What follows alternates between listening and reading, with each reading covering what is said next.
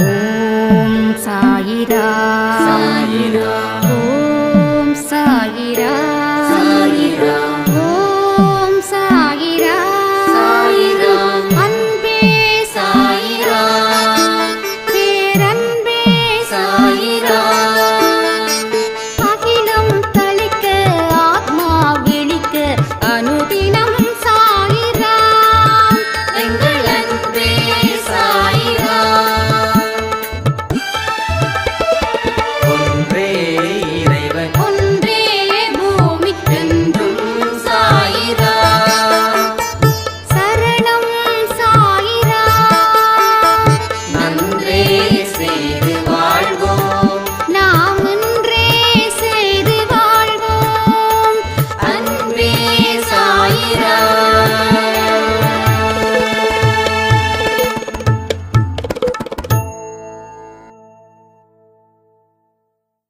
சாய்ரா. என் உயிரின் உயிரானவர்களே,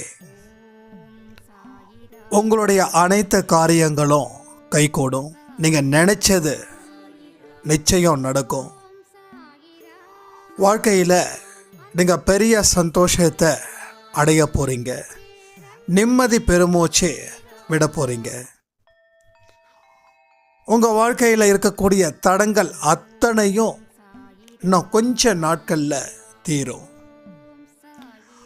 உங்கள் கூட சாயப்பா இருக்கும்போது இது அத்தனை விஷயங்களும் ஒவ்வொன்றாக நமக்கு நடக்கும். இதை என்னைக்கும் ஆழமாக உங்கள் மனசில் பதிய வச்சுக்கோங்க. நாம் வாழணும்னு நினைக்கிறவர் தான் நம்ம சாயப்பா. நாம் சாதிக்கணுன்றது தான் அவருடைய மிகப்பெரிய கனவு. அவரோட கனவை நிறைவேற்றுறதுல நம்ம அன்பே சாய் குடும்பத்தில் இருக்கிற அத்தனை பேரும் பாடுபடணும். உங்களுக்குள்ள நீங்கள் ஒத்துமையாக இருக்கணும், அன்பு செலுத்தணும், மற்றவங்களுக்காக நீங்கள் பிரார்த்தனை நிறைய செய்யணும். நேற்று நாம் இருந்த டே யாராலையும் மறக்க முடியாது. நிறையா சாய்ராம்ஸ் அன்பே சாய் குடும்பத்துக்கு கோயிலில் போயிட்டு அர்ச்சனை பண்ணதை என்னால் நினச்சி கூட பார்க்க முடியல. அவ்வளோ பெரிய ஒரு அதிர்ஷ்டமான நாள் தான் நேற்று அன்பே சாய் குடும்பத்துக்கு. சில பேர் கேட்டாங்க, அன்பே சாய் சேனல் ஆரம்பித்த இனாகரேஷன் அப்படின்னு. நான் உங்ககிட்ட சொன்னேன், நிஜமாக எனக்கு எப்போ ஆரம்பித்ததுன்னு எனக்கு இப்போ வரைக்கும் ஞாபகம் இல்லை. ஏன்னா எப்பயுமே அன்பே சாய்க்கு பிறந்த நாள் தான். எல்லா நாளுமே நமக்கு சாயப்பா ஒரு பெரிய திருப்பு முனையை ஒவ்வொரு நாளும் கொடுத்துக்கிட்டு தான் இருக்காங்க. அதனால் இந்த டே அந்த டேலாம் தெரியாத எல்லா டேவும் எங்களுக்கு சந்தோஷம் நிறைந்த நாட்கள் தான் அப்படின்னு நான் சொன்னேன். அவங்க அன்பே சாய் குடும்பத்தில் இல்லாதவங்க, அதனால் நம்ம குடும்பம் எங்கள் குடும்பம் அப்படின்னு நான் சொல்லும்போது எனக்கு ரொம்ப சந்தோஷமாக இருந்தது, ரொம்ப பெருமையாக இருந்தது. அதனால தான் சொல்கிறேன், அவருடைய அன்பு நமக்கு நிச்சயம் கிடைச்சிருக்கு. நம்மளுடைய நலன்களை மட்டுமே நம்ம கவனத்தை செலுத்தணும். இப்போ நம்ம அடுத்தவங்களுடைய நலன்களையும் நம்ம கவனத்தை செலுத்துகிறோம். அதனுடைய எடுத்துக்காட்டாக அமைஞ்சது தான் நேற்று சாயப்பாவுக்கு நாம் செஞ்ச அத்தனை விஷயங்களும். இந்த எண்ணத்தை வச்சுக்கிட்டு நம்ம கடைசி வரைக்கும் இருந்தோன்னு வச்சுக்கோங்க, நம்ம வாழ்க்கை ரெட்ட சந்தோஷம் நமக்கு கிடைக்கும். நம்ம சந்தோஷம் எல்லாம் 2 மடங்காக கிடைக்கும். நீங்கள் இன்றைக்கி நடக்கிற விஷயத்தை வச்சு உங்கள் வாழ்க்கை இப்படி தான் அப்படின்னு நினைக்கக்கூடாது. இந்த நிலை நிச்சயமாக மாறும். எப்படி இரவும் பகலும் மாறி மாறி வருதோ அது மாதிரி தான் இன்றைக்கி இருக்கக்கூடிய துன்பம் நாளைக்கு இன்பமாக மாறுவதற்கு உண்டான வாய்ப்புகளும் இங்கே இருக்குது. மனுஷனுடைய வாழ்க்கையில் எதுவுமே நிலையில்லை. அப்போ துன்பம் மட்டும் நிலையாக இருக்குன்னு யார் சொன்னா? அதனால தான் கடவுள் கொடுக்குற அத்தனை வாய்ப்புகளையும் நாம் சரியாக பயன்படுத்திக்கணுன்றது. இல்லைன்னா இந்த மாதிரி தேவையில்லாத எண்ணங்கள் நம்ம மனசில் வந்து போகும். அது நமக்கு பெரிய அளவில் சித்திரவதையை கூட அது செய்யும். வாழ்க்கையில் எப்போ நான் முன்னுக்கு வர்றது, இப்படியே இருந்தால் என் வாழ்க்கை என்ன ஆகிறது, இது மாதிரி நீங்களும் அதுக்கு சில விஷயங்களை செய்யணும். நாம் செய்யும்போது தான் வாழ்க்கையில் நம்மளுடைய அத்தனை விஷயங்களையும் சாயப்பா நிறைவேற்றி கொடுப்பாங்க. முடிவெடுக்கிறதுல இங்கே நிறைய பேருக்கு ஒரு பயம் இருக்குது. அந்த பயம்தான் உங்களை அழிக்க வந்த ஒரு பிசாசு. அதை அடித்து துரத்தணும். எந்த முடிவெடுத்தாலும் சரி, அந்த முடிவில் கடைசி வரைக்கும் பின்வாங்காதீங்க. ஏன்னா உங்கள் கூட துணையாக நிற்கிறது நம்ம சாயப்பா. அதை ஞாபகம் வச்சுக்கோங்க. எப்பேற்பட்ட ஆபத்தில் இருந்தும் அவர் உங்களை காக்க வந்த தெய்வம், காக்க வந்த தகப்பன், தாய், நண்பன், குரு. எப்படி நீங்கள் அவரை நினைக்கிறீங்களோ அப்படி நீங்கள் வச்சுக்கலாம். சில பேரோட வாழ்க்கையில் முடிவெடுக்கிறதுல ரொம்ப தள்ளி போட்டுக்கிட்டே இருப்பாங்க. அதனால தான் இந்த மாதிரியான கஷ்ட காலங்கள் அவங்களுக்கு தொடர்கதையாக அமையுது. உங்கள் மேலே யாரும் பரிதாபப்படக்கூடாது. பரிதாபப்படுறது பாவம். யாருக்கு? உங்களுக்கு. கடவுள் கொடுத்த வாய்ப்பை சரியாக பயன்படுத்தலை அப்படின்றதால நீங்கள் தோல்விக்கு வந்தீங்க. அந்த தோல்வி பல பேருக்கு பரிதாபமாக மாறுச்சு. அப்போ யாராவது உங்கள் மேலே பரிதாபப்பட்டால் அது கடவுளுக்கு நாம் செய்யக்கூடிய பெரிய பாவம். நிறைய பேரோட வாழ்க்கையில் பரிதாபப்பட்டு ஏதாவது காரியத்தை சாதிக்கலான்னு பல பேர் நினைக்கிறாங்க. அது கூடவே கூடாது. அப்படி இருக்கும்போது கடவுள் நம்மளை விட்டுட்டு போயிடுவாங்க. கடவுள் ஏன் நம்மளை விட்டுட்டு போகிறாங்கன்னா இந்த மாதிரியான விஷயங்கள் தான். நீங்கள் கடவுளை நம்பாமல் மனிதர்களை நம்புறீங்க. உங்கள் பரிதாபத்தை நீங்கள் அதிகமாக மற்ற மனிதர்களுக்கு தெரிகிற மாதிரி நீங்கள் காட்ட முயற்சி பண்ணுறீங்க. இப்படி செய்யும்போது கடவுளுக்கு அது பிடிக்காத குணமாக போயிடுது. அதனால் கடவுள் உங்களை விட்டுட்டு போகிறாரு. ரைட்? உங்கள் இடத்துல எந்த இடத்துலையும் தலை குனிவு இருக்கக்கூடாது. நீங்கள் நிமிர்ந்து வாழணும். உங்ககிட்ட எல்லா விஷயங்களும் இருக்குது. அத்தனையும் சாத்தியப்படும். நீங்கள் என்னைக்கு நிமிர்ந்து வாழ்கிறீங்களோ, என்னைக்கு துணிஞ்சு வாழ்ந்துக்கிட்டு இருக்கீங்களோ, அப்போது கடவுளோட துணை உங்களுக்கு என்னைக்கோ இருக்கும். இதை என்னைக்கோ சந்தேகம் இல்லாமல் ஏற்றுக்கோங்க. இதில் மாறுபட்ட கருத்துக்கள் அப்படின்றது எதுவுமே இல்லை. உங்கள் வாழ்க்கையில் உங்கள் காரியங்கள் கை கூடணும்னா இதை எல்லாமே நாம் திரும்ப திரும்ப செய்யணும். இப்போல்லாம் உங்களுக்கு உங்கள் வாழ்க்கையில் பரிதாபத்தை தேட முயற்சி செய்கிறீங்களோ அப்போல்லாம் இதை நினைக்கணும். நாம் அப்படி நினைச்சோம் அப்படின்னா சாயப்பா நம்மளை விட்டுட்டு போயிட்டாங்கன்னா நம்ம வாழ்க்கையை யார் காப்பாற்ற முடியும் அப்படின்னு. இன்றைக்கி ஒவ்வொரு மனுஷங்களும் அந்த பரிதாபத்தை தேடிக்கிட்டே இருக்காங்க. தான் மேலே அத்தனை பேரும் பரிதாபப்படணும். தான் மேலே தான் என்னென்ன உதவிகள் நம்ம கேட்குறோமோ அத்தனை பேரும் உதவிகள் செய்ய காத்திருக்கணும் அப்படின்னு. இதெல்லாம் நாமளாக கீழே தள்ளிக்கிற மாதிரி நம்மளுடைய மதிப்பை நாம் கெடுக்கிறோம். உங்கள் மதிப்பை நீங்கள் கெடுக்கிறது உங்களுக்கு வேணால் தப்பாக இல்லாமல் இருக்கலாம். ஆனால் உங்களை படைச்சவங்களுக்கு அது மிகப்பெரிய அருவருப்பை கொடுக்கும். புரிஞ்சுக்கோங்க, தயவு செய்து புரிஞ்சுக்கோங்க. உங்கள் பெற்றவங்க மட்டும் சந்தோஷப்படுவாங்கன்னு நினைக்கிறீங்களா? உங்கள் குழந்தை நாளைக்கு பெரியவங்களை ஆனதுக்கப்புறம் எல்லாரும் அந்த குழந்தைய பரிதாபமாக பார்த்தாங்கன்னா நீங்கள் அதை பார்த்து உங்கள் மனசு சந்தோஷப்படுமா இல்லை சங்கடப்படுமா? கமெண்ட் பண்ணுறீங்களா கொஞ்சம்? அப்போ நாம் அந்த நிலையில் நம்ம வாழ்க்கையை கொண்டு போகக்கூடாது. ஏன்னா பஸ்ஸு ஓட்டக்கூடியவர் தான் டிரைவர். எல்லாரும் பஸ்ஸை ஓட்டிட முடியாது. அந்த டிரைவரை நம்பி தான் பின்னாடி இருக்கிற அத்தனை மக்களும் உட்காந்துட்ருக்காங்க. அப்போ நீங்கள் தான் அந்த டிரைவர். உங்கள் வாழ்க்கைக்கு நீங்கள் தான் டிரைவர். நீங்கள் ரோட்டில் விட்டாலும் சரி இல்லை கவுத்தாலும் சரி, அது உங்களோட பொறுப்பு. ஆனால் நீங்கள் என்ன பண்ணுறீங்க? வண்டியை ரோட்டில் விடாமல் ஒரு பாழும் கிணத்துல கொண்டு போய் தள்ளி விட்டுறீங்க. யாரை தள்ளி விடுறீங்க தெரியுமா? மதிப்பில்லாமல் நாம் போகிறோன்னா அது உங்களுக்கு மட்டும் அவ பெயர் இல்லை, உங்களை பெற்றவங்க, உங்கள் கூட பிறந்தவங்க அத்தனை பேருக்கும் நீங்கள் பெரிய அவப்பெயரை உண்டாக்குறீங்க. நல்லா யோசிச்சு பாருங்க, உங்ககிட்ட என்ன இல்லை, எது இல்லாமல் கடவுள் படைச்சாரு, அதையும் நீங்கள் கமெண்ட் பண்ணுங்க. கண்டிப்பாக அடுத்த ஆடியோஸில் அதுக்கு நான் கிளாரிஃபை பண்ணுறேன். எல்லாமே இருக்கு. ஒன்று சொல்கிற, யார் யாருக்கெல்லாம் கடவுள் படைக்கும் போது ஒரு குறையோட படைச்சாங்களோ அவங்க வாழ்க்கையில் பெரிய அளவில் வாழுவாங்க. கடவுள் அவங்களுக்கு துணை புரிகிறாரு. ஏன்னா இது தண்டனைக்குரிய காலன்றதால தான் படைக்கும் போதே குறையோட படைச்சாங்க.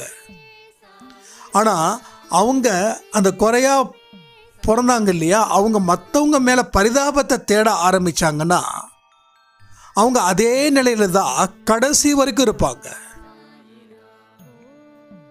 அப்போ அந்த பரிதாபத்தை அவங்க தேடவும் கூடாது. அப்படி தேடினா அது பாவம்னு நினைக்கணும். அவங்க இன்னும் அதிகமாக உழைக்கணும். ஏன்னா மற்றவங்களுக்கு கொடுத்த சக்தியை விட அவங்களுக்கு சக்தி அதிகம் கடவுள் கொடுத்தது. அதை அவங்க புரிஞ்சுக்கணும். புரிஞ்சுக்கிட்டு தன்னால் பெரிய அளவில் வாழ முடியுன்ற நம்பிக்கையோட அவங்க வாழ்க்கையை ஆரம்பிக்கணும், வாழணும். இது எல்லாமே அவங்க திரும்ப திரும்ப திரும்ப செய்யணும். இது ஒரு நாள் செஞ்சால் மட்டும் பத்தாது. அவங்க ஆயுட்காலம் முடிகிற வரைக்கும் அவங்க இதை தொடர்ந்து செஞ்சுக்கிட்டே இருக்கணும். இந்த மனநிலையில் அவங்க வாழ்ந்துக்கிட்டே இருக்கணும். ஸோ குறையோடு படைத்தவங்களும் வாழ்க்கையில் ஜெயிக்க வைக்கிறார் கடவுள். குறையில்லாமல் படைத்தவங்களையும் கடவுள் ஜெயிக்க வைக்கிறார். குறையோட படித்தவங்க, குறையில்லாமல் படித்தவங்க அத்தனை பேரும் சரி. இதில் மாற்று கருத்தே இல்லை. சில பேர் சொல்லுவாங்க, பிறக்கும்போதே எனக்கு ரொம்ப கஷ்டம், இப்போ வரைக்கும் கஷ்டம். அப்போ நீங்கள் என்னென்னா அந்த கஷ்டப்படுறதால மற்றவங்க மேலே பரிதாபத்தை நீங்கள் வாங்கிக்கிட்டீங்க. அது தொடர்கதையாக வருது. அதனால் உங்கள் வாழ்க்கையில் வளர்ச்சி அப்படின்றது தடைப்படுது. அவ்வளோதான். இப்போ ரோட்டில் இந்த ஊதுபத்தியெல்லாம் வைக்கிறாங்க இல்லையா, கண்ணு தெரியாதவங்க, அவங்க மேலே நம்ம பரிதாபப்படுறோம். ஆனால் அவங்க எப்பேற்பட்ட திறமைசாலின்றதை யாரும் பார்க்கறதில்ல. நான் கண்டிப்பாக அவங்ககிட்ட பொருள் வாங்குவேன். பரிதாபப்பட்டு பொருளை வாங்க மாட்டேன். அவங்களும் அப்படிப்பட்ட தன்மானத்தை இழந்து விற்கலை. புரிஞ்சுக்கோங்க. அவங்க கண்ணு இல்லாதவங்க வாங்கிக்கோங்கன்னு சொல்லி இது வரைக்கும் நான் பார்த்தவங்க அப்படி சொன்னது இல்லை. அப்படி யாராவது உங்ககிட்ட சொல்லியிருந்தாங்கன்னா சொல்லியிருக்கலாம். ஆனால் என்கிட்ட அப்படி சொன்னதில்லை. வருவாங்க, ஊதுபத்தி வேணுமான்னு கேட்பாங்க, வேண்டான்னா அவங்க பாட்டுக்கு போவாங்க.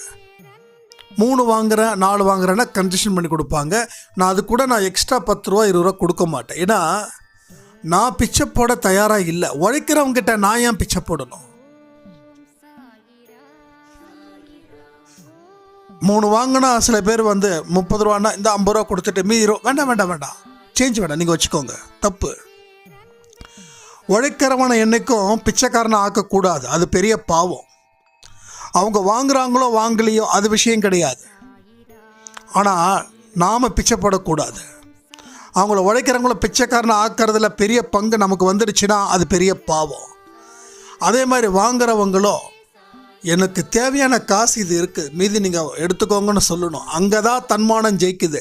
அப்படிப்பட்ட மனிதர்கள் தான் கடவுள் வந்து பெரிய இடத்துல கொண்டு போகிறாரு. நல்லா புரிஞ்சுக்கோங்க. நம்ம ஆஃபீஸில் கூட 200 ரூபாய்க்கு ரீசார்ஜ், 199 ரூபாய்க்கு ரீசார்ஜ் அப்படின்னா 200 ரூபா கொடுத்தாங்கன்னா மீதி அந்த 1 ரூபாயை கொடுக்குறோம். சில கஸ்டமர் சொல்லுவாங்க, எதுக்குங்க அப்படின்னு. அந்த 199 ரூபாயில் எனக்கு 5 பைசா கிடைக்குதோ 10 பைசா கிடைக்குதோ அது கம்பெனி கொடுக்குற லாபம், அவ்வளோதான். அந்த லாபம் எனக்கு போதும், உங்கள் காசு எனக்கு வேண்டாம். ஸோ அவங்களும் நமக்கு பிச்சைப்படக்கூடாது. நாமளும் தொழில் தர்மத்தை கடைப்பிடிக்கணும். இந்த இடத்துல அவங்களும் நம்மளை நம்பி இருக்காங்க, நாமளும் அவங்கள நம்பி இருக்கோம். ரெண்டு பேரை நம்பி தான் வாழ்ந்துக்கிட்டு இருக்கோம். அதுக்காக உன் காசு எனக்கு வேணாம் சொல்லி தூக்கி எறிகிறதோ, நீ என்ன பரிதாபப்படுறது, சண்டையோ போடக்கூடாது. நம்ம தொழில் தர்மம் என்ன அதை செய்யணும். அவங்கக்கிட்ட அந்த எக்ஸ்ட்ரா 1 ரூபாய் வாங்கிட்டா அது அவங்க நமக்கு போடுற பிச்சை. அப்போ நாளைக்கு என்ன தோணும் அப்படின்னா, நாளைக்கு அவங்கக்கிட்ட அந்த ₹1 கொடுக்காமலே நம்ம வந்து காலத்தை கடத்துவோம். அது நமக்கு தப்பாக போயிடும். ஸோ நாணயம் ரொம்ப முக்கியம். அது வியாபாரத்துலேயும் சரி, எதுலேயும் சரி. அந்த இடத்துல கூட நம்ம மேலே யாரும் பரிதாபப்படக்கூடாது. இதெல்லாம் யோசிக்கணும். ஆனால் இதெல்லாம் பார்த்தீங்கன்னா இன்னைக்கு அப்படி யாரும் யோசிக்கலை. அதனால தான் அந்த கஷ்டங்கள் ஒரு தொடர் கதையாக வாழ்க்கையில் மாறிக்கிட்டே இருக்கு. ஒரு கீரை வாங்குறீங்க ஒரு காய்கறி கிட்ட அப்படின்னா பார்கெயின் பண்ணாமல் வாங்குறது ஓகே. பட் அவங்களுக்கு உதவி பண்ணணும்னு சொல்லி இன்னொரு எக்ஸ்ட்ரா ₹10 கொடுத்து அவங்கள கையேந்துறதுக்கு உண்டான இடமா நீங்கள் வச்சிடக்கூடாது. அப்படியே அவங்களும் திருப்பி அப்படி யாராவது நம்ம அன்பை சாயில் யாராவது கீரை விற்கிறவங்க அப்படி யாராவது இருந்தாங்கன்னா எக்ஸ்ட்ரா கொடுத்தாங்கன்னா அந்த காசை திருப்பி கொடுத்துருங்க. அது பொறுப்பாக கொடுங்க. ஏன் கொடுக்குறீங்கன்னா, இல்லைம்மா இன்னொரு கற்று வேணால் இன்னொரு எக்ஸ்ட்ரா வேணால் வாங்கிக்கோங்க, ஆனால் வேண்டான்னு சொல்லுங்கள். அதுதான் சாயப்போட குழந்தைங்களுக்கு அழகு. புரிஞ்சுக்கோங்க. நம்ம அன்பை சாய் குடும்பத்தில் எல்லா தரப்புப்பட்ட மக்களும் இருக்காங்க. யாராவது எக்ஸ்ட்ரா டிப்ஸு அது இதுன்ற பேரில் கொடுக்கறத வாங்காதீங்க. அது எக்ஸ்ட்ரா கொடுக்குறாங்கன்னா அதுக்கு தகுந்த மாதிரியான பொருளை கொடுங்க, இல்லை வாங்காதீங்க. இதை செய்யுங்க. கடவுள் உங்களோட ஒவ்வொரு செயல்களையும் பார்க்குறாரு. அவர் ஆசீர்வதிக்கப்பட்ட குழந்தையாக நீங்கள் மாறணும்னா இந்த மாதிரியான விஷயங்களை நீங்கள் செஞ்சாவே போதும். நீங்கள் டாப் லெவலுக்கு போயிடுவீங்க. எல்லாத்துலேயும் கவனம் இருக்கணும். இது ஆரம்பத்தில் கொஞ்சம் கஷ்டமாக தான் இருக்கும், மறந்துடுவோம். ஆனால் திருப்பி நாம் ரிப்பீட் பண்ணிக்கிட்டே இருக்கணும். அப்படி ரிப்பீட் பண்ணதான் நம்ம வாழ்க்கையில் நம்மளுடைய அடுத்த கட்டத்துக்கு உண்டான நகர்வுகள் என்னவோ அது நமக்கு கிடைக்கும். இந்த விஷயத்தில் நீங்கள் எப்பயுமே உறுதியாக இருக்கணும். நம்ம மேலே யாரும் பரிதாபப்படக்கூடாது. பரிதாபம்னா இதுவும் தான். எக்ஸ்ட்ரா காசை கொடுத்துட்டு வச்சுக்கோ அப்படின்னு சொல்கிறதும் பரிதாபங்கள் தான். அந்த இடத்துல திருப்பி கொடுங்க. அதே அன்போடு திருப்பி கொடுங்க. ஏன்னா இந்த இடத்துல திருப்பி கொடுக்கும்போது நம்ம ரொம்ப திமிராக பேசிடவும் கூடாது. ஏன்னா கடவுள் என்ன சொல்லியிருக்காருன்னா, எல்லாருக்கிட்டையும் அன்போட பண்போட இருந்துக்கோன்னு சொல்லியிருக்காங்க. நம்ம நல்லவன்றதுக்காக திமிர் வந்துடக்கூடாது. இங்கே பல பேருக்கு நான் நல்லவன்ற ஒரு விஷயம் மனசில் இருக்கிறதால அதன் மூலமாக திமிர் வந்து, அதன் மூலமாக அகம்பாவம் வந்து, ஆணவம் வந்து அவன் வாழ்க்கையை உண்டு இல்லைன்னு ஆகிடுது. சில பேர் பார்த்தீங்கன்னா அவன் ரொம்ப நல்லவங்க, ஆனால் திமிர் பிடிச்சவங்க. ஒன்று இன்னொருத்தவங்க சொல்லுவாங்க, ஆமாம் அவன் நல்லவன் தான், அதனால தான் அவனுக்கு திமிர் இருக்குது அப்படின்னு. எனக்கு தெரிஞ்ச ஒரு மிகப்பெரிய செலிப்ரிட்டிங்க, நான் எந்த ஃபீல்டுன்னு சொன்னால் நீங்கள் கண்டுபிடிச்சிருவீங்க, நான் சொல்லலை. ஒரு பெரிய செலிப்ரிட்டி. அவர் வந்து ரொம்ப திறமையானவர், பக்கா திறமை. அவரால் எதை வேணாலும் எந்த நேரத்தில் வேணாலும் தன்னுடைய திறமையை வெளிக்காட்டி அவரால் பெயர் பெற முடியும், புகழடைய முடியும். அப்படிப்பட்டவருக்கு அந்த அளவுக்கு அவருக்கு அவ்வளோ பெரிய ஒரு பவர் கடவுள் கொடுத்தாங்க, இன்னமும் கொடுத்துருக்காரு. ஆனால் அவருக்கு இந்த அகம்பாவம் ஆணவம் திமிருன்னு இருக்குது பாருங்கள், இது வந்து உச்சத்தில் இருக்குது. எப்படி அவர் திறமை உச்சத்தில் இருக்குதோ அதை விட இந்த ஆணவம் அகம்பாவம் திமிரு அதை விட 10, 20, 30 மடங்கு ஜாஸ்தியாக இருக்கு. அவர் அந்த அகம்பாவத்தை ஆணவத்தை அவர் குழி தோண்டி புதைச்சி இருந்தாருன்னா அவருடைய துறையில் இன்னைக்கு அவரை தாண்டி யாராலையும் எட்டி கூட பார்க்க முடியாது. அவரோட அழிவுக்கு காரணமாக இருந்தது, அதாவது முன்னாடி இருந்ததை விட இப்போ கம்பேரிஷன் சொல்கிறேன், அவர் வளர்ச்சிக்கு தடையாக இருந்தது இந்த ஆணவம் அகங்காரம் திமிர், இதுதான். பட் நல்ல மனுஷன், நல்ல திறமைசாலி, நல்ல கடவுள் நம்பிக்கை ஜாஸ்தி, எல்லாமே ஜாஸ்தி. ஆனால் அவர் மட்டும் அந்த திறமையும் அன்பும் பண்பும் அடக்கமும் இருந்திருந்தா இன்னைக்கு எதிர்த்து ஒருத்தவங்க கூட நின்று இருக்க முடியாது. அப்படிப்பட்ட ஒரு இடம் அந்த இடம். அப்போ அவங்கெல்லாம் நமக்கு மிகப்பெரிய எக்ஸ்பீரியன்ஸ்டு, அவங்கெல்லாம் ஒரு பெரிய அனுபவம் நமக்கெல்லாம். ஸோ நீ திறமையானவனா இரு, நல்லவனா இரு, ஆனால் திறமையானவன் நல்லவனாக இருந்தால் அகம்பாவம் உனக்கு வரணுன்றது என்ன கணக்கு? கடவுள் விரும்புகிறதே இல்லை. நீ போன ஜென்மத்தில் செஞ்ச புண்ணியத்துக்காக இந்த ஜென்மத்தில் நீ சூப்பராக வந்திருக்க. ஆனால் உனக்கு இவ்வளோ பெரிய திமிரு வருது இல்லையா, அதுதான் கடவுளுக்கு பிடிக்காத ஒரு குணம். அதனால் நீ மேலும் மேலும் நீ மன நிம்மதியை தான் இழக்க முடியும். எல்லா மனுஷனையும் நீங்கள் பகைச்சிக்கிட்டீங்கன்னா நீங்கள் நிம்மதியாக வாழ முடியும். எல்லாருக்கும் நீங்கள் பதில் கொடுக்குறீங்க, ஆக்ரோஷமாக பதில் கொடுக்குறீங்க, அடுத்தவங்கள துச்சமாக மதிக்கிறீங்க. ஆனால் ஒரு நாள் இல்லை ஒரு நாள் இந்த நிலை மாறிடுச்சுன்னா உங்களுடைய கதி என்ன ஆகுன்றதை யோசிச்சு பாருங்க. அதனால தான் சொல்கிறேன், என்னைக்கும் அந்த அன்பு இருந்துக்கிட்டே இருந்துச்சுன்னா உங்களோட எந்த துறையாக இருக்கட்டும் அந்த துறையில் போட்டி போடுவதற்கு நீங்கள் இருக்கிற வரைக்கும் எந்த மனுஷனும் வர முடியாது, வந்து நிற்கவே முடியாது. அந்த மாதிரி தான் அன்பே சாய் குடும்பத்தில் இருக்கிற அத்தனை பேரும் அதன்படி நாம் நடக்கணும். அதை நல்லா புரிஞ்சுக்கோங்க. எனக்கே சில நேரத்தில் நீங்கள் அனுப்புகிற மெசேஜஸ்க்கு ரிப்ளை பண்ணலன்னா எனக்கு ஒரு மாதிரி கில்ட்டியாக ஃபீல் ஆகும். ஏன்னா நம்ம நம்பர் கொடுத்துட்டோம், கொடுத்ததுக்கப்புறமும் நம்ம ரிப்ளை பண்ணலைன்னா அவங்க என்ன நினச்சிப்பாங்கன்னு. அதனால தான் ஒரு ஆடியோவிலையும் நான் சொல்லிக்கிட்டே இருக்கேன், நான் உங்களுக்கு மெசேஜ் பண்ண ரிப்ளை பண்ணலைன்னா தயவு செய்து தப்பாக நினச்சிக்காதீங்க. ஏன்னா ஒரு நாளைக்கு குறைஞ்சபட்சம் 500 இருந்து 1000 மெசேஜஸ் எனக்கு வருதுங்க. ஆனால் அத்தனை மெசேஜுக்கும் ரிப்ளை பண்ணுறதுக்கு என்னால் நிச்சயமாக டைம் இல்லை. ஏன்னா அதனால தான் ஆடியோஸ்லேயே நான் எல்லாத்தையும் ரொம்ப தெளிவாக சொல்லிடுறேன்.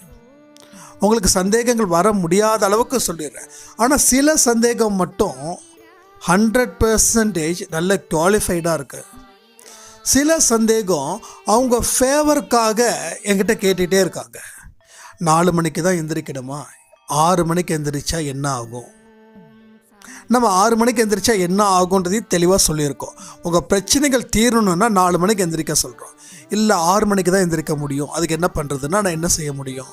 இது மாதிரியான சில விஷயங்கள். அப்போ என்னென்னா, சரி நீங்கள் 6 மணிக்கே எந்திரிங்க, உங்களுக்கு 4 மணிக்கு கிடைக்கக்கூடிய அத்தனை சக்தி உங்களுக்கு கிடைக்குன்னு பொய்யா சொல்ல முடியும்?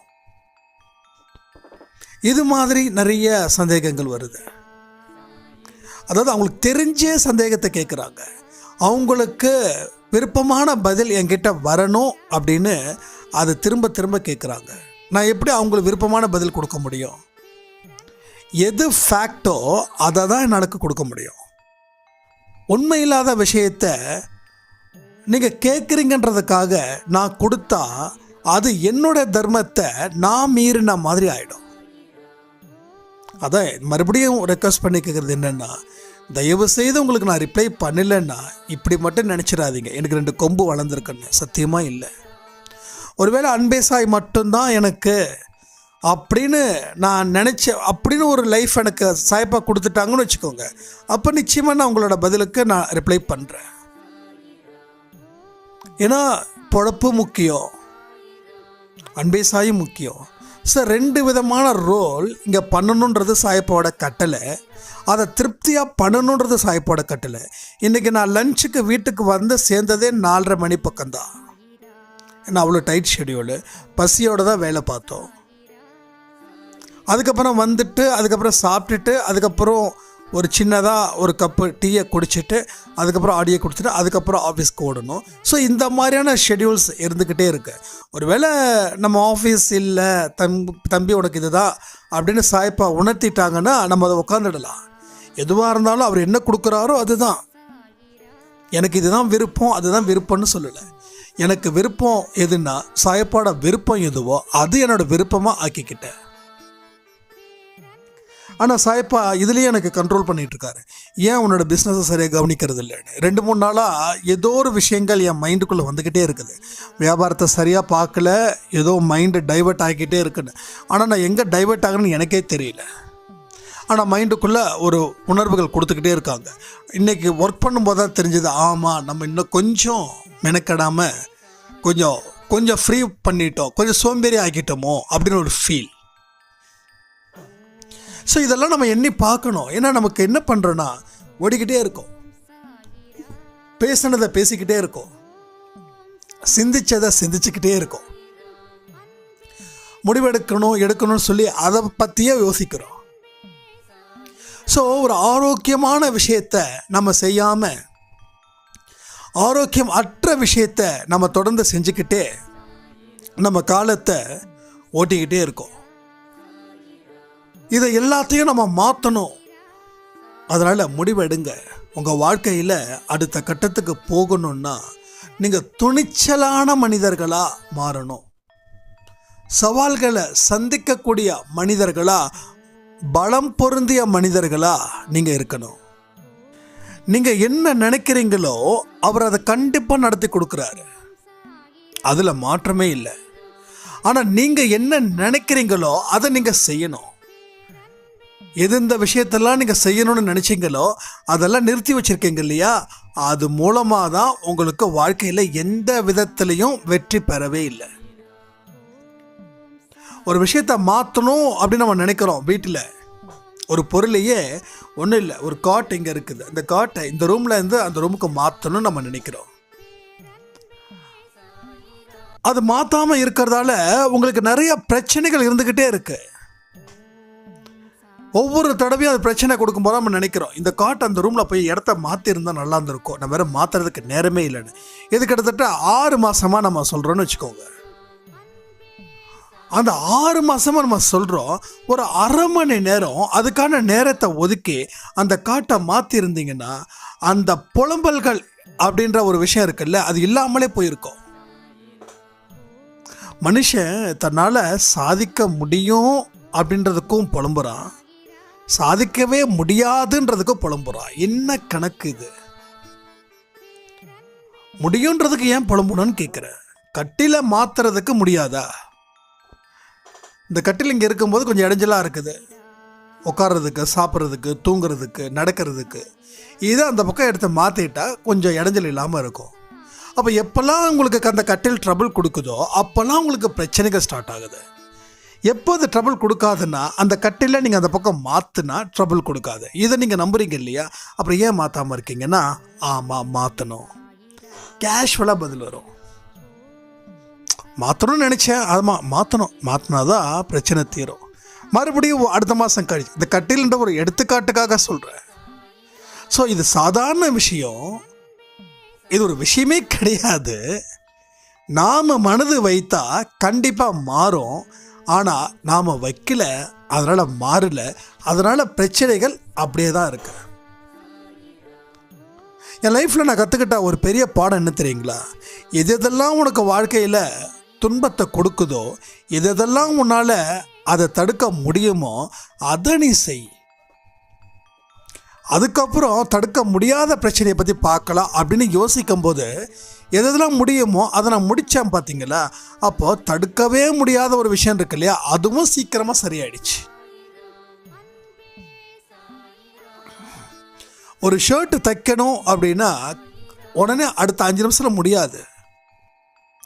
அது துணி வாங்கணும், அதுக்கப்புறம் அளவு எடுக்கணும், அதுக்கப்புறம் காலர், கை இதெல்லாம் கரெக்டாக கட் பண்ணணும்.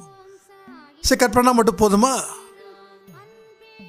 அதுக்கப்புறம் தைக்கணும், அதுக்கப்புறம் தான் துணி வரும். இல்லைன்னா வெறும் துணியோடு இருக்கும். இப்போ துணியாக இருந்தது, இப்போ சட்டையாக மாறிடுச்சு.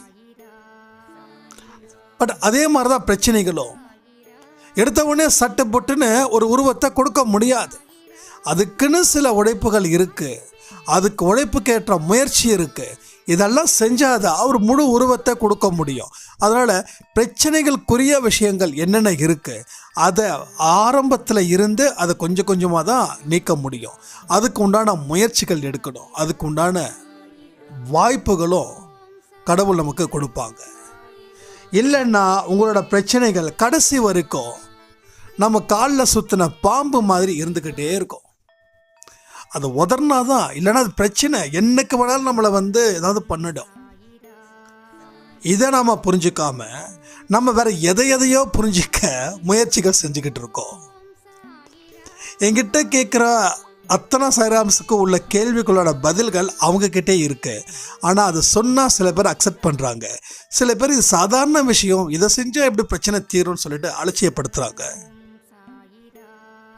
நான் அதுக்காக என்ன ஸ்பெஷலாக ஒரு 10,000 ரூபாய் என்னோடய கூகுள் பேக்கு அனுப்பி விடுங்க, நான் ஒரு ஸ்பெஷல் பூஜை செஞ்சு நான் சரி பண்ணுறேன் அப்படின்னு சொன்னால் கண்டிப்பாக அனுப்புவாங்க, டெஃபினட்டாக அனுப்புவாங்க. நான் அடித்து சொல்கிறேனே, இன்றைக்கே இன்னும் 10 நாளைக்கு நான் ஆடியோ கொடுக்குறேன்னு வச்சுக்கோங்க. உங்களோட வீட்டில் இருக்கக்கூடிய பிரச்சனைகளுக்கு நான் இங்கே ஒரு பெரிய மந்திரம் பண்ணுறேன். அதுக்கு 5,000க்கு ஒரு மந்திரம் இருக்குது, 7,500க்கு ஒரு மந்திரம் இருக்குது, 10,000க்கு ஒரு மந்திரம் இருக்குதுன்னா இந்நேரம் என்னோடய பேங்க் பேலன்ஸு சும்மா குபு குபு குபு குபுன்னு ஏறும். ஒன்றும் இல்லை, ஆக்சுவலி ஒரு வீடு ஒன்று பார்க்கலான்னு சொல்லி நம்ம ஆஃபீஸ்க்கு ஒருத்தங்க வந்திருந்தாங்க. ஒரு அப்பார்ட்மெண்ட்டு 2 பெட்ரூம், ஒரு 900 ஸ்கொயர் ஃபீட்டு, ரேட்டு 55 லட்சம் ரூபா. உங்களோட பேங்க்கு ஐடி அது இதெல்லாம் கரெக்டாக இருக்குது. உங்களுக்கு லோன் எலிஜிபிலிட்டி 90% கிடைக்கும். ஒரு 10 லட்சம் ரூபா நீங்கள் ஏற்பாடு பண்ணிங்கன்னா பிரச்சனைகள் தீந்துரும் அப்படின்னு. 10 லட்சம் ரூபா. அவங்க சொன்னாங்க மறுபடியும் 1 லட்சம் ரெடி பண்ணுங்க அப்படின்னாங்க. 1 லட்சத்துக்கு நாம் எங்கே போகிறது? நான் டக்குன்னு யோசித்தேன், ஒருவேளை ஒரு ஸ்பெஷல் பூஜைன்னு சொல்லி பேசாமல் அன்பே சாயில் கலெக்ட் பண்ணிடலாமா அப்படின்னு. சும்மா ஜாலி, நான் அப்படி பண்ண மாட்டேன் சொல்கிறேன். அப்படி பண்ணியிருந்தா எனக்கு இப்போ நான் சொன்னேன்னா, இந்த ஆடியோவில் சொன்னேன்னா நாளைக்கு ஈவினிங்குள்ளே எனக்கு 1 லட்ச ரூபா வந்திருக்குமா வந்திருக்காதா நீங்களே சொல்லுங்கள். நான் பூஜை பண்ணி தான் ஏதாவது ஒன்று சாமி பேரை வச்சு நான் வியாபாரம் பண்ணேன்னா எனக்கு லோன் போட வேண்டிய அவசியமே கிடையாது. 55 லட்ச ரூபா ஹாட் கேஷு கூகுள் பேயில் அமௌண்ட்டு பெருகிக்கிட்டே இருக்கும், டக்குன்னு ஸ்பாட்லேயே பேமெண்ட் கொடுத்துடலாம். ஆனால் சாமி பேரை வச்சு வியாபாரம் பண்ணுறதுக்கு நான் என்ன முட்டாளா சொல்லுங்க? சாமி பேரை வியாபாரம் பண்ணுறது இருக்கிறதுலே மிகப்பெரிய பாவ செயல். அது அப்படியே நம்ம ஃபண்டு கலெக்ட் பண்ணாலும் அது யாருக்கு கொடுக்கணும்னா, எந்த ஏழைகள் உண்மையான ஏழைகள் இருக்காங்களோ அவங்களுக்கு கொடுக்கணும். அத்தனையும் வாங்கி நான் என்னோட பீரோவில் நான் வச்சுட்டேன்னு வச்சுக்கோங்க, முடிஞ்சிடுச்சு, நாசம். சாமியோட சொத்தை நம்ம சொத்தை ஆக்கிக்கிட்டோன்னா அது நாசத்துக்கு தான் வழிவகுக்கும். இல்லை எதுக்கு சொல்கிறேன்னா, சில பேர் என்கிட்ட கேட்கக்கூடிய விஷயங்கள் அப்படிப்பட்ட விஷயங்களாக இருக்குது.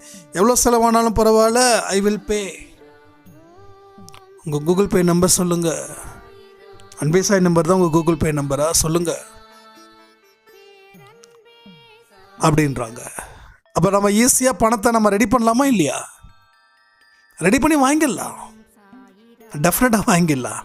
ஆனால் வாங்கினதுக்கப்புறம் நாங்கள் வாழணுமே, அதுதானே பிரச்சனை. வாழ முடியாமல் ஏதோ ஒன்று அடிச்சுட்டு போயிடுச்சுன்னா அல்பாயுசில் போக நான் தயாராக இல்லை. நான் 120 வருஷம் வாழணும்னு என்னோட விருப்பம். அது கடவுள் விருப்பமாக இருந்தால் அப்படியே ஆகட்டும். ஸோ கடைசி வரைக்கும் நல்ல மனுஷனாக நான் இந்த உலகத்தை விட்டு போகணுன்னு நினைக்கிறேன். அதுக்கு தான் இத்தனை விஷயங்கள் சொல்கிறேன். அதனால தான் திரும்ப திரும்ப சொல்கிறேன், நம்ம தர்மத்தை என்றைக்கும் நேசிக்கணும். தர்மந்தான் நமக்கு உயிர் கொடுக்கும், தர்மந்தான் நமக்கு சக்தி. ஸோ பரிதாபத்துக்குரிய மனுஷனாக நம்ம என்றைக்கும் இருக்கக்கூடாது. நம்ம நல்ல செமையாக வாழலாமே. இந்த 1 ரூபா 2 ரூபா நமக்கு எதுக்கு? 1000 10,000 நமக்கு எதுக்கு? ஆனால் லட்சமே நமக்கு எதுக்குங்க? லட்சம் வந்தால் கூட துச்சமாக மதிச்சு பாருங்களேன். கடவுள் உங்களுக்கு உங்கள் உழைப்பின் மூலமாக அதை உறுதிப்படுத்துவார். உங்கள் உழைப்பு தான் மெயினான காரணமாக இருக்கணும். உங்கள் உழைப்பு தான் இஸ் இன்வெஸ்ட்மெண்ட். உங்கள் பரிதாபம் உங்கள் இன்வெஸ்ட்மெண்ட்டாக இருக்கக்கூடாது. உங்கள் உழைப்பு தான் உங்கள் மூலதனத்தை கொடுக்கணும் தவிர உங்கள் பரிதாபங்கள் உங்கள் மூலதனத்தை மாற்றக்கூடாது. அது மிகப்பெரிய ஆபத்தில் மாட்டிப்பீர்கள். அதனால் தொடர்ந்து முன்னேற்ற பாதை, லட்சிய பாதையில் நம்ம போகணுன்னா ஃபஸ்ட்டு என்ன பண்ணணும்? முடிவெடுக்கணும். யாருடைய பரிதாபத்துக்கும் நம்ம சொந்தக்காரர் இல்லை. தர்மத்தை கடைப்பிடிக்கணும். சாமி பேரை வச்சோ, நான் நல்லவன்றத பேரை வச்சோ நம்ம என்றைக்கும் மற்றவங்கள ஏமாற்றக்கூடாது. இதை எல்லாமே பண்ண ஆரம்பித்தோன்னா நம்ம வாழ்க்கையில் கீழே இறங்கிடுவோம். அதனால் நல்ல விதத்தை கடைப்பிடிக்கணும், நல்லதை செய்யணும். தர்மத்தை கடைப்பிடிக்கணும். உயிரே போனாலும் தர்மம்தான் நம்ம வாழ்க்கை அப்படின்ற நிலையில் நீங்கள் வந்தீங்கன்னா சாயப்பா உங்களுக்கு பல மடங்கு ஆசீர்வாதத்தை கொடுத்து உங்கள் வாழ்க்கையை இன்னும் சிறப்பாக்குவார்னு சொல்லி இந்த ஆடியோவை முடிக்கிறேன். ஜெய் சாய்ராம்.